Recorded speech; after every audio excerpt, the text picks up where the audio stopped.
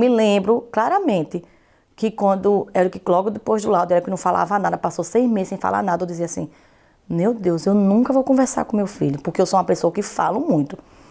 Hoje em dia, meu filho está pior do que eu, fala pelos cotovelos. Essa fase de dizer assim, eu vou andar tranquilo com meu filho do lado, assim. Dá a mão pra gente ir. Nunca passou pela nossa vida, não. Quando ele anda com a gente em qualquer canto, é segurando firme. E agora que ele está um pouquinho mais fortinho, tá sendo mais luta. A gente, quando vai pro shopping, a gente tem levado umas pancadinhas, sabe? Ih, tu derramou minhas biloquinhas, cara. Meu filho, assim, eu sempre achei ele uma criança muito independente. Ele não teve aquele procedimento padrão de retirar a fralda de uma criança, que dizem que uma semana sem fralda e tal, não. Ele mesmo tirou a fralda dele. É um menino super carinhoso. Quando a gente às vezes está no carro, que eu falo mais alto com o pai, eu tô brigando, conversando alguma coisa, ele, que foi, mamãe? Aí eu sou o pai, ele repete, seu pai, né? Saber que meu filho é uma pessoa que tudo que ele quiser ele aprende. Agora ele tem que querer. Esse é o problema. Ele não quer aprender a jogar xadrez. Ai, agora, né, por enquanto.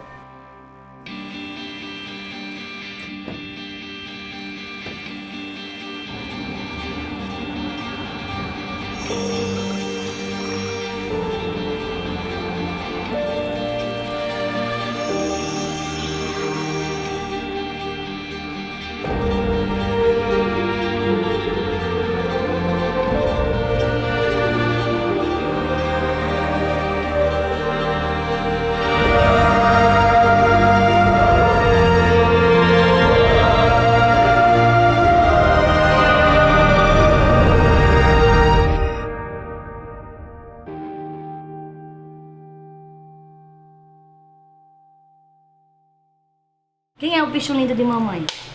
Tu é bicho lindo ou bicho feio? Bicho lindo. Ai, claro que eu sou bicho lindo. Ó, vai lá com o papai. Papai vai. Toma a blusa, papai te ajudar, te ajeitar.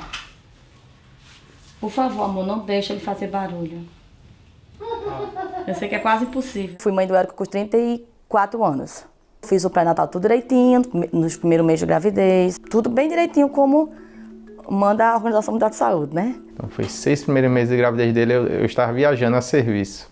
Fiz cesárea por conta da asma, que não me possibilitava ter um parto normal. Aí teve um rompimento de um dos pontos e fiquei debilitada. Então assim, eu fiquei, acho que 5 dias depois que ele nasceu, eu não pude mais vê-lo. Eu ficava em casa e o pai é que via até a UTI no Natal, passava pelos outros hospitais de Natal procurando leite materno, né, doação, para dar para ele nesse período que ele ficou. Era uma criança muito calma, dormia bem à noite, não era de chorar.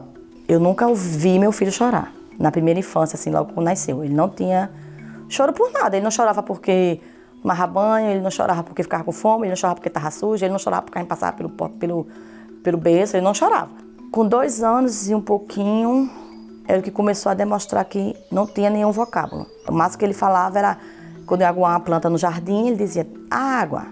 Mas aí ficava na repetição, né? Água, água, água, água. E começou a observar algumas coisas, algumas estereotipias dele. Tipo assim, ele girava muito quando era pequeno, andava um pouco de ponta de pé, que é algumas características que estão dentro do espectro, né? Aí eu fui para pediatra, o pediatra falou assim, vamos insistir em botar na escola mais cedo? E quando chegou nos 3 anos na escola, 2 anos e 8 meses na escola, aí que foi que minhas suspeitas se confirmaram, né? Porque eu sou uma pessoa que fala muito. Minha família fala todo mundo muito rápido, fala muito.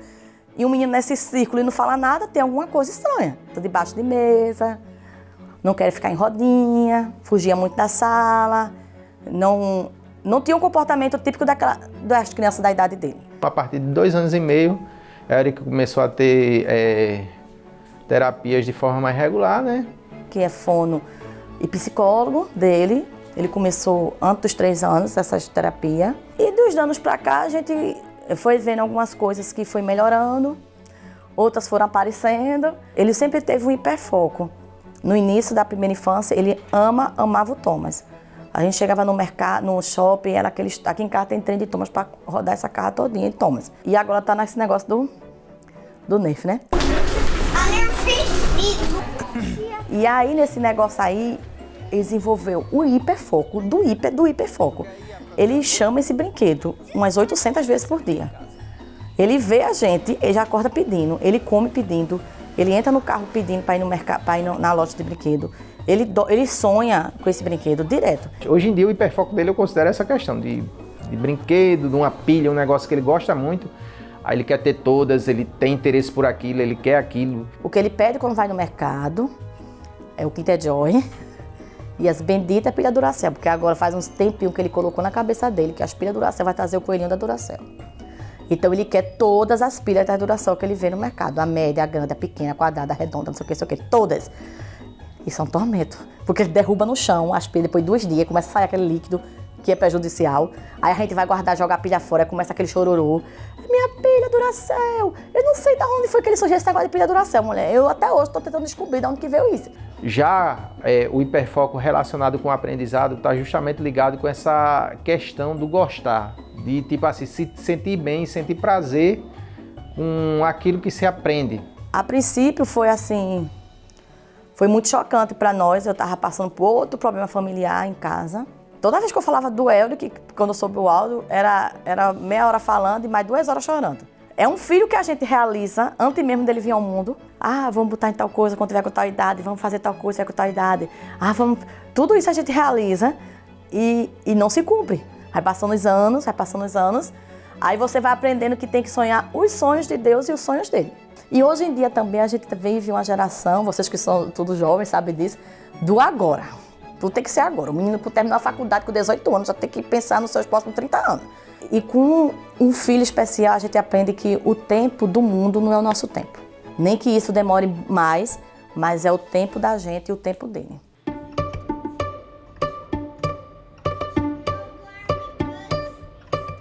Pouco menos de 1 ano, ele conseguiu, a gente conseguiu uma terapia chamada terapia ABA, que é uma terapia, um dos ramos da psicologia, né, que é mais intensivo em casa. Olha isso, aqui que isso aí é. Ó, o slime é uma coisa que ele gosta muito, então eu utilizo como reforçador. Tu quer o slime, é? Slime. Eita! Senta aqui com o tio Lu, senta aqui não, senta aqui com o tio Lu. O tio Lu vai dar o slime. Isso, muito bem, cara. Tem quantas biloquinhas aqui, Euric? 1, 2, 3, 4, 5, E aqui? 6, 7, 8. O tio Lu quer 2 mais 2. Quanto é 2 mais 2? 1, 2, 3, 4. Muito bem, cara. Agora o tio Lu quer saber quanto que é 3. Senta aqui com o tio Lu. Tangível que a gente chama, que é uma coisa mais palpável, tipo um brinquedo. Mas é interessante que a gente use mais reforço social, como por exemplo carinho, cosquinha. Às vezes eu pisco o olho com ele, então ele gosta da brincadeira. Então, às vezes quando ele faz a atividade certinho, tanto aqui como na escola, aí eu bate aqui, Euric, que legal, aí dou uma piscadela pra ele. Quanto é? 2 mais 2? 2, 2, 3, 4. Muito bem, Euric! Ele desenvolveu muito a leitura, a parte de comunicação. Porque antigamente ele falava, assim, quando ele começou a falar, ele falava, mas ele tinha muito as palavras prontas. Um dia desse a gente tava aqui, ele gosta dessas brincadeiras, esses brinquedos, aí ele, mamãe, o que foi? Vamos para rap gastar o dinheiro de papai? Eu nunca disse isso para ele, que ele ia gastar dinheiro do papai. Mas ele aprendeu, né, viu assim a conversa e foi. Seja bem-vinda à minha casa. A minha casa. Ele não estabelece um diálogo complexo, de tipo assim, a gente perguntar como foi o dia na escola e tal. Mas assim, de pedir as coisas, de falar, falar o que sente. Porque tem muita gente que acha que as pessoas com autismo não têm sentimentos, né? Acho que são as pessoas frias, distantes, mas não. É porque eles, por causa do processo neurológico deles, eles têm dificuldade em expressar ou não sabem expressar esse sentimento. Não necessariamente todo autista é agitado, mas... Ih, tu derramou minhas biloquinhas, cara. É comum alguns autistas serem um pouquinho mais agitados, né? Ter essa questão. Euric, ele tem muito isso, né? Essa agitação psicomotora. Mas também ele é um menino muito carinhoso, né? Ele não tem um questionário básico de se perder, de nome, idade, onde mora, telefone, ele sabe responder direitinho. Se ele antigamente só disse assim, daqui onde eu tô, assim, eu quero buscar água pra mamãe. Nós percursinho de menos de 20 metros, ele esquecia o que era. Hoje em dia ele vai, se eu disser vai, pega a água e traz. Outra coisa, ele quando iria fazer xixi, ele saía lá do cinema até o outro corredor já com o pinto pra fora pra ir pro banheiro. Hoje ele não faz mais isso. Ele sabe que só pode botar o pinto pra fora quando chegar perto do banheiro. Essas coisas que a gente passou, vamos dizer, uns 2, 3 anos tentando explicar e ele não conseguia explicar. Há uma loja de brinquedo, um departamento feito americano, tudinho, e ele não fizer escândalo para voltar porque não ganhou um brinquedo e saiu até conseguiu. Mas, infelizmente, ele só consegue com ele. E a frustração, ele não pode receber não. Onde ele recebe não, é uma coisa assim, é mordida, é puxando roupa, é se jogando no chão. Ele ficava pedindo para ir nas Americanas, então ele ia pras Americanas para ver esse brinquedo lá. E como eu não ia comprar, eu frustrava de propósito para ele lidando um pouco melhor com isso. Então, quando eu deixava ele pegar no brinquedo, sem abrir, sem danificar, ele ficava brincando. Vamos levar a Nuff, vamos fazer isso, vamos fazer aquilo. Aí quando eu dava um tempinho pra ele, dizia, vamos, Érico. Aí às vezes ele não queria ir, mas ele não fazia tanta objeção. Então eu frustrava um pouquinho pra ele ir se acostumando melhor com a frustração. Não pode abrir. Homem briga. Ó, você deixou os brinquedos no chão, ó.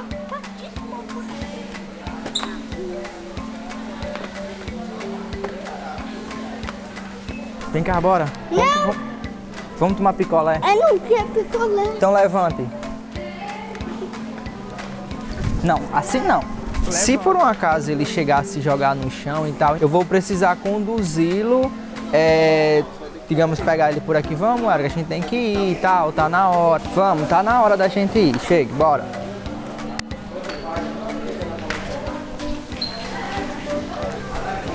Eu me aperreava demais quando eu via o povo olhar para ele diferente. Mas foi passando o tempo e a gente foi vendo o seguinte, que eu disse para a Laís que meu filho mexeu com o filho dela, porque tem autismo ou não, ela não vai entender do mesmo jeito. Porque para ela não importa os outros, o que importa é o filho dela. Não mais me envergonha, como me envergonhava antigamente. Agora me chateia, porque assim, poxa, uma criança eu não posso entender, mas um adulto podia ter uma visão melhor, né, dessa situação. Infelizmente, o mundo não vai se adaptar ao meu filho, então eu procuro criar meu filho dentro da realidade do mundo, sabe? Eu sou mais pragmático nesse aspecto. Formar ele para ser uma pessoa dentro das suas limitações o mais independente possível, porque eu não vejo muito movimento por parte da sociedade em querer abraçar as pessoas com deficiência, seja ela qual for. Mas não vamos ficar com esse negócio de coitadinho, de que o bichinho é assim por causa disso. O bichinho assim, sim, ele faz birra, ele morde porque ele tem autismo, e aí? Mas ele vai ter que aprender a parar com isso. Ele vai ter que aprender, ele não vai passar a vida toda mordendo as paredes, mordendo os braços dos outros, de todo mundo. Depois que eu entrou na minha vida dessa forma, eu não vivo só o autismo, eu vivo a inclusão. E independe de ser autista ou não, eu quero a inclusão. O grande problema do autismo, ao meu ver, é porque a pessoa que tem autismo, por exemplo, uma criança que tem síndrome de Down, você consegue identificar que a criança tem síndrome de Down. Tem uma deficiência física, você observa, uma criança que é cega e tudo, aí você observa. Então, há uma empatia social maior com essas crianças. Já com o autismo não tem cara, né? Então, as pessoas têm muito desconhecimento. Aí quando vê uma criança surtando, aí acha que a criança está com birra, entendeu? Quando vê um comportamento inadequado, aí a gente tem que explicar que ele tem autismo. Hoje em dia, quando eu vejo uma criança no shopping, em qualquer lugar público, jogado no chão, fazendo birra, tudinho, eu só chego e pergunto, precisa de ajuda, mãe? Precisa que eu segure a sacola? Se eu tiver só, e se ela que tiver comportado naquele momento, porque eu não posso ajudar uma criança daquele jeito, com ela também com outro problema, né? Mas se eu tiver condições de ajudar, eu ajudo, porque apontar, todo mundo aponta. É birrento, é má educação, é falta de limite. A gente tem as lutas da gente, a dificuldade, mas eu costumo dizer que meu filho traz mais alegria para mim do que sofrimento. Mas existem famílias que passam grandes sofrimentos decorrentes do autismo, justamente pessoas que têm filho com um grau de severo, né? Porque o autismo, a classificação dele de leve ou severo, está relacionado justamente com o grau de dependência que a pessoa tem. Se hoje desse arrumou um remédio que cura o autismo, eu não sei se eu ia querer ir atrás, porque eu tenho um filho autista leve. Eu não estou falando das pessoas que têm filho autista grave. Ah, tem uma cura para o autismo. Eu não queria não, porque eu tenho certeza que se meu filho fosse curado, ele não seria mais o filho que eu tenho. Ia ser outra pessoa. Ele vai ser curado tudinho, mas como assim? A gente não quer cura, a gente só quer que o menino continue estudando, tenha auxiliar, a gente quer que o menino entre dentro do ônibus e tenha a vaga dele para sentar, a gente quer que o menino tenha as medicações que precisa, se precisar. A gente quer que exista um trabalho adaptado para ele. Nós, como os pais e familiares, queremos isso. A gente não quer, porque assim, eu tenho duas irmãs, eu sou eu e mais uma irmã. Eu sou gordinha, minha irmã é magra. Aí minha irmã olha para outra e fala, eu quero que você seja magra igual a sua irmã. Ou quer que sua irmã seja gorda igual a você. Não é assim, cada um tem suas características diferentes, né? Então, cada pessoa é diferente. Minha preocupação com o futuro é que ele seja um adulto só isso. Porque eu acho que ele vai ser um adulto independente, entendeu? Vai ter seu trabalho, sua profissão, porque ele é meio autodidata. Ele tem uma memória assim muito... Eu acho uma coisa impressionante, sabe? Porque se eu tivesse a metade da memória que esse menino tem, eu acho que eu seria tudo que eu quisesse ser.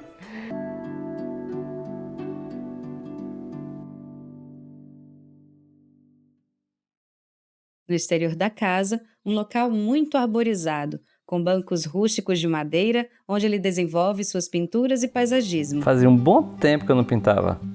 Quando a gente pensa que passou 10 minutos, já se foi 1 hora. É muito gostoso essa... Ele lava o pincel na fonte. Esse ambiente que você se envolve, parece estar em transe. Com as mãos, ele pinta uma tela. As plantas é muito gostoso. Eu aguo todos os dias, acordo 6 horas da manhã para aguar. Todas essas plantas levam 1 hora aguando, e adubar, isso eu que faço, e poda. Cuidadosamente, ele passa a mão na raiz da planta, retirando-a do vaso e cortando parte da raiz com um facão. Eu não enxergo, eu uso o conceito que vocês têm. Esse conceito não é meu.